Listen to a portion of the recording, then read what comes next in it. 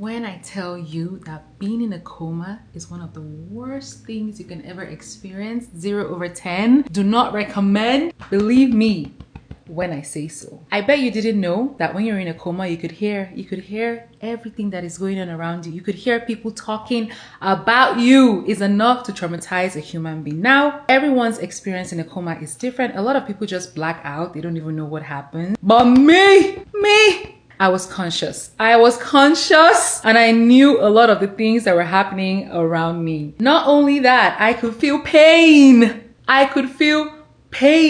had like 10 IVs in my arm, and when they turned me over, I felt it and I was screaming inside. There was even a time where one of my IVs blew up, like my arm was swollen and they had to pump it out. So they were squeezing my arm and I was just dying a little bit inside every time. So the reason why I was in a coma is because I had septic shock and they had to put me in a coma so that they could administer all the treatments and all the IVs for me. And when I tell you, when I found out that I was in a coma, bruh, it was the worst experience of my life. Like, I was panicking in there, and there's no way of signaling to the outside world that you can hear what is going on. You can feel the pain and you're still in there. You're conscious. They don't know. Luckily for me, I was in and out. Sometimes I would come to, and when I get super anxious with everything that is going on and I start to panic inside, I black out again. And apparently I was crying a lot when I was in the coma, and it's because I knew